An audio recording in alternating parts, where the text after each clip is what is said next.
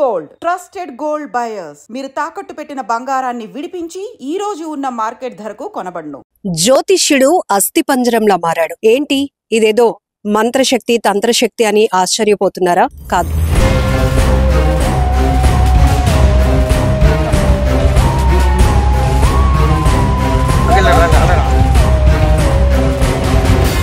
విశాఖలో వెలుగు చూసిన ఒక భయంకరమైనటువంటి వాస్తవం. జ్యోతిష్యుడు ఎలా అస్థిపంజరంగా మారాడు అని తెలుసుకునే క్రమంలో పోలీసులు కూడా విస్తుపోయే నిజాలు బయటపడ్డాయి. ఏంటి అంటే అప్పన్న దొర అనే 50 ఏళ్ల వయసున్నటువంటి తన తండ్రి కనిపించటం లేదు అంటూ ఫిబ్రవరి 10వ తేదీన పెందుర్తి బీసీ కాలనీకి చెందినటువంటి దుర్గా ప్రసాద్ అనే ఒక యువకుడు ఆనందపురం పోలీసులకు కంప్లైంట్ ఇచ్చాడు. అయితే 9వ తేదీన తన తండ్రికి చాలా ఫోన్ కాల్స్ వచ్చాయి. జనరల్ గా తను జ్యోతిష్యం చెప్తూ ఉంటాడు. వాస్తు దోషాలు గాని లేకపోతే ఇంట్లో ఏమైనా సమస్యలు ఉన్నాయంటే ఇలా పూజలు పరిష్కారాలు చేసి వచ్చినటువంటి సంభావన తీసుకొని దాంతో కుటుంబాన్ని పోషిస్తూ ఉంటాడు తన తండ్రి.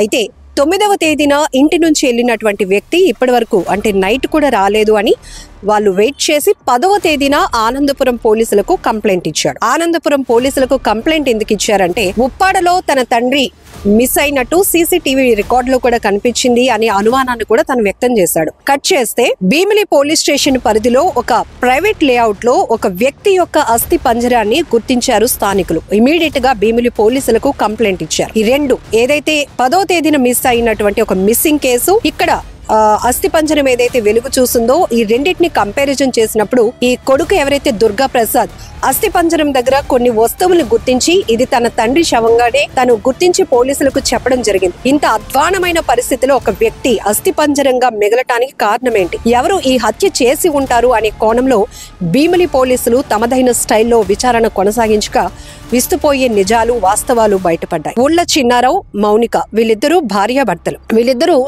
నెదురవల్లసలో ఉంటున్నారు. అయితే ఒక 1 మంత్ క్రితం వీళ్ళేమో ఆనందపురం పోలీస్ స్టేషన్ పరిధిలో ఒక ఏరియాలో అద్దెకుంటూ ఉన్నారు. ఆ ఎదురుగుంటానే ఎడ్ల తిరుపతమ్మ అనే మహిళ టీ కొట్టు నడుపుతూ ఉంటుంది.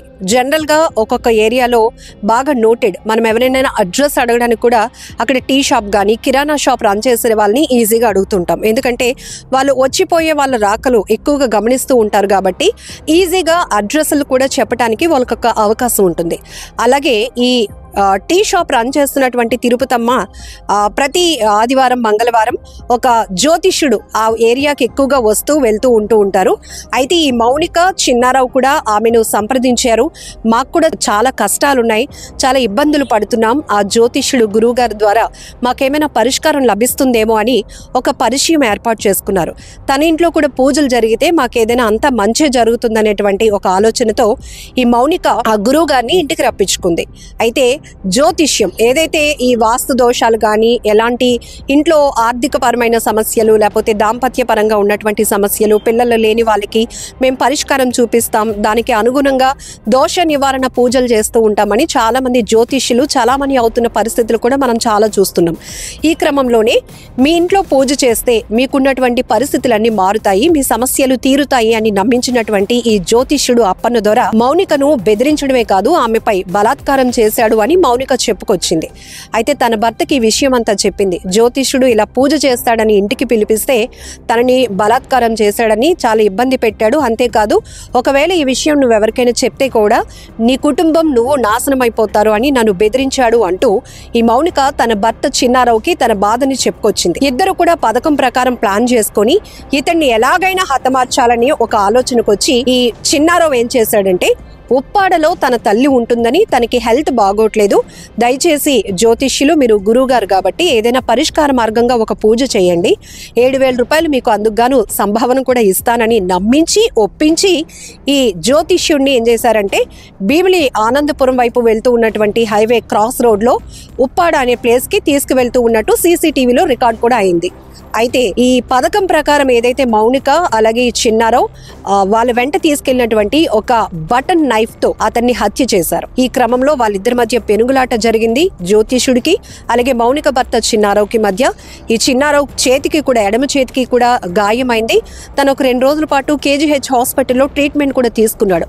ఆ తర్వాత తిను రికవరీ అయిన తర్వాత హత్య జరిగినటువంటి ప్రాంతంలో వీళ్ళు 2 లీటర్ల టిన్నర్ అలాగే మరొక 2 లీటర్ల పెట్రోల్ కూడా తీసుకొని వెళ్లి ఆధారాలు కూడా లేకుండా, అంటే ఈ హత్య మనం చేశాము అనేటటువంటి ఒక ఆధారం కూడా దొరకకుండా ఉండేందుకు వాళ్ళు ఆ పెట్రోల్ పోసి టిన్నర్ పోసి మొత్తంగా ఆధారాలు లేకుండా చేసే క్రమంలో పూర్తిగా బాడీని కాల్చేయడం వల్ల అక్కడ అస్థి పంజరాలు మాత్రమే మిగిలాయి.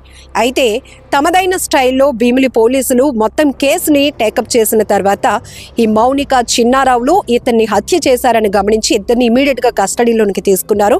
వాళ్ళ నుంచి ఏదైతే ఉపయోగించినటువంటి కత్తిని, అలాగే ఈ చనిపోయినటువంటి జ్యోతిష్యుడి యొక్క సెల్ ఫోన్ పౌచ్ ని, ఇంకా కొన్ని వస్తువులను కూడా అక్కడ గుర్తించడం జరిగింది. వీటన్నిటిని కూడా వాళ్ళు స్వాధీనం చేసుకున్నారు.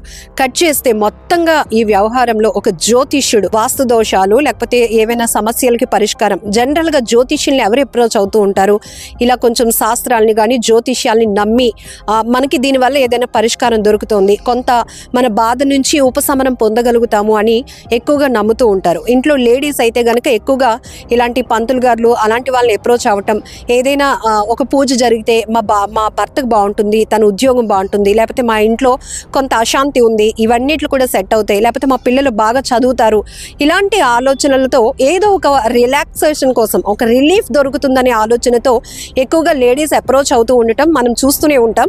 సో ఈ కేసులో కూడా మౌనిక అన్న అమ్మాయి తన ఆర్థిక ఇబ్బందులు ఎక్కువగా ఉన్నాయి కాబట్టి భర్తతో పాటు సంప్రదించే ఈ జ్యోతిష్యుడి ద్వారా ఇంట్లో పూజ పెట్టుకోవాలనుకుంది.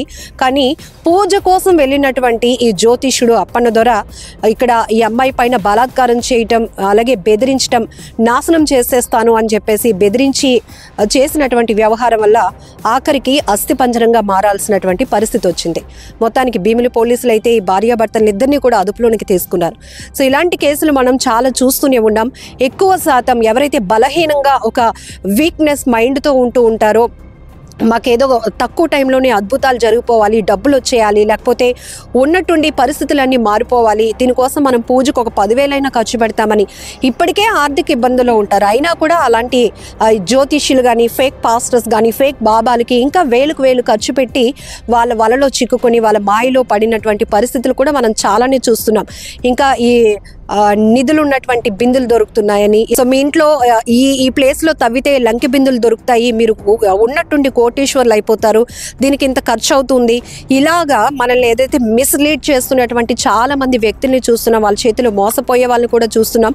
అసలు పక్కింటి వాళ్ళకు కూడా అనుమానం రాకుండా పెద్ద పెద్ద డీజే సౌండ్ సిస్టమ్లు పెట్టుకొని వాళ్ళ ఇల్లు వాళ్ళే తవ్వుకున్న ఇలాంటి ఎన్నో ఘటనలు విశాఖలో వెలుగు చూసిన సందర్భంలో భీమిల్లో చోటు చేసుకున్నటువంటి ఒక జ్యోతిష్యుడి యొక్క హత్య వెనుకాతల భయంకరమైన వాస్తవాలు తెలిసినాక పోలీసులే కాదు మొత్తం స్థానికులు కూడా విస్తుపోయినటువంటి పరిస్థితులు నెలకొన్నాయని చెప్పొచ్చు. ఏదేమైనా ఇలాంటి కేసుల నుంచి కూడా ఇదొక భయంకరమైన క్రైమ్ అయినప్పటికీ ఇందులో జరుగుతున్నటువంటి పరిస్థితులు, దానికి కారణాలు, హత్యలు కానీ ఆత్మహత్యలు, వాటి వెనుకాతల ఉన్న కారణాలు తెలిస్తే మాత్రం ప్రతి ఒక్కరు షాక్ గురవాల్సిందే. ఏం జరిగిందంటే ఆదివారం 9వ తారీఖు లైన్కి వచ్చారు సార్. ఆనందపురం లైన్కి వచ్చి 9 నుంచి మధ్యాహ్నం 3 గంటల వరకు లైన్ తిరుక్కున్నారు సార్. ఏం పని చేస్తారు? జ్యోతిష్యం చెప్తుంటారు సార్. ఈ జ్యోతిష్యం చెప్తుంటారు. మీ నాన్నగారు పేరు ఏం పేరండి? మూత అప్పని సార్. ఆయన మీ నాన్నగారు మీరు కన్ఫర్మ్ చేసి చెప్పారా? Sir confirm sir. మీ నాన్నగారే? నాన్నగారే. మీకు ఎవరికైనా అనుమానాలు ఏమైనా ఉన్నాయి మీరు? మాకు అనుమానం అనేది 8వ తారీఖు శనివారం ఫోన్ కాల్ మాత్రం ఎక్కువ వచ్చినట్టు మాకు తెలిసింది సార్. మా చుట్టాలు అందరూ పెళ్లి కార్డులు మాత్రం వెళ్ళినప్పుడు ఆ రోజు 8వ తారీఖు మాత్రం ఎక్కువ ఫోన్స్ రావడం, మా ఊడి గురించి ర్యాష్గా మాట్లాడడం, అవతల కూడా ర్యాష్గా మాట్లాడడం ఇలా జరిగిందని సార్. ఆ మరుసటి నాడే ఆదివారం మిస్సింగ్ అయిపోయింది. అంటే ఏమని మాట్లాడారు ఫోన్లో? మనకు తెలియదు సార్, నేను లేను సార్ అక్కడ. మా మాయగా మామూలుగా రాసి మాకు దూరం వెళ్ళి మాట్లాడుకుంటారు సార్. మా నాన్నగారు దగ్గర మాట్లాడరు, మనుషులు లేని దగ్గరికి వెళ్ళి మాట్లాడుకుంటారు. అలా మాట్లాడుకున్న తర్వాత గోల. ఈ మధ్యకాలంలో ఏమైనా ప్రవర్తన ఏమైనా మారడం? ఈ మధ్యకాలంలో అలాంటి ఎవరి మీద అనుమానం ఉందా మీకు? మాకు అనుమానం ఉంది, ఈ ఫోన్ కాల్ మీద ఒకటే అనుమానం సార్. అంటే ఎవరైనా తెలియదు? ఎవరైనా తెలియదు. అప్పులు కానీ ఏమైనా ఉన్నాయి? అప్పులు ఏం లేదు సార్. అప్పులు అయితే మినిమం ఒక 6 లక్షలు 5 లక్షలు మినిమం అప్పు. అవన్నీ మాకు మా తమ్ముడు నేను మా నాన్న ముగ్గురికి కష్టపడి కొట్టుకుంటున్నాం, చేసుకుంటున్నాం. అప్పులు బెజరేది లేదు, ఏ ఇబ్బంది అయితే. పోలీసులు ఏమైనా నిర్ధారించారా ఈయన మీ నాన్నగారు అని చెప్పాను లేదంటే లేకపోతే మీరు అనుకుంటున్నారా? నేను అనుకుంటున్నాను సార్. నాకు ఆనవాయితీలు దొరికాయి, నేను చూసి పెట్టి ఆనవాయితీలు దొరికాయి కాబట్టి నేను అనుకుంటున్నాను. అంటే ఇప్పుడు ఈ సంఘటన చూసిన తర్వాత ఇది అంటే మామూలు చనిపోయిందా లేకపోతే ఏమైనా మర్డర్ అయినా అనుకుంటున్నా? లేదు సార్, ఇదైతే మర్డర్. మనిషిది ఒక బండి మీద ఒక అతను తీసుకురావడం, సీసీ కెమెరా కనిపించారు. ఆయన ఎవరు? ఆయన మనకు తెలుసా? మరి జ్యోతిషి చెప్పించుకుంటాం 2 దగ్గర గారు అంటే వెళ్తారు. మీకు బోయిపాలెం కాపులపడి చుట్టుపక్కల చుట్టాలు ఎవరు ఉన్నారా? ఎవరు సార్. అంటే సీసీ కెమెరాలో చూసారా మీరు? నాన్న బండి మీద తీసుకురావడం చూసాను సార్. చూసాను సార్. అక్కడ ఆంధ్రప్రదేశ్ సెంటర్ నుంచి అవి మెయిన్ హైవే ఉంది వైజాగ్ రూట్లో, అలా చెక్ చేసుకుంటూ వచ్చి ఇక్కడ నుంచి మళ్ళీ ఇక్కడ స్కూల్ ఉంది కదా సార్, ఆ స్కూల్లో మళ్ళీ సీసీ కెమెరా చూస్తే అక్కడ పడ్డారు సార్. అక్కడి నుంచి ఇటు వచ్చారు సార్. మరి చూస్తే ఇక్కడ లేదు, పర్లేదు. ఎప్పుడు జరిగింది ఇది 3 రోజు అవుతుంది సార్ జరిగింది. మిస్సింగ్ కేసు ఏమైనా నమోదు చేశారా? మిస్సింగ్ రమేష్ చేశారు ఆన్స్పర్ ఏమైనా నమోదు చేశారు? ఆదివారం మా నాన్నగారు లైన్కి వచ్చి రావడం, మరి మీ చెప్పారు ఫోన్ 3 గంటలకు ఫోన్ చేస్తే స్విచ్ ఆఫ్ అని వస్తుందండి. వాళ్ళని దర్యాప్తం చేశారా అనంతపురం పోలీస్ స్టేషన్? వాళ్ళు చేశారు సార్, చేశారు కానీ ప్రెసిడెంట్ అయితే క్లూ దొరక్క అందుకాగారు. మా కూడా ఎత్తుకాం. ఈ 3 రోజుల్లో మీకు ఏమైనా ఇన్ఫార్మ్ చేశారా? ఏమన్నా లేదు సార్. ఎదుగుదాం అంటున్నారు. సీసీ కెమెరా వాళ్ళు సీసీ కెమెరా ఎత్తుకుతున్నారు, సీసీ కెమెరా చూస్తున్నాం, నంబర్ కూడా కనిపించలేదు, అటు ఇటు చూస్తున్నాం సార్. ఇదే ఏదేమైనా ఎక్కువ శాతం మనం దేవుడిపై ఆధారపడితే మనకేదో మంచి జరుగుతుంది కానీ మరొక మనుషులపైన ఆధారపడి వాళ్ళ ద్వారా మనకేదో గొప్ప అద్భుతాలు జరిగిపోతాయి అని అనుకోవడం కూడా చాలా ఫులిష్నెస్ అని ఈ ఘటన ద్వారా కూడా మనం తెలుసుకోవచ్చు.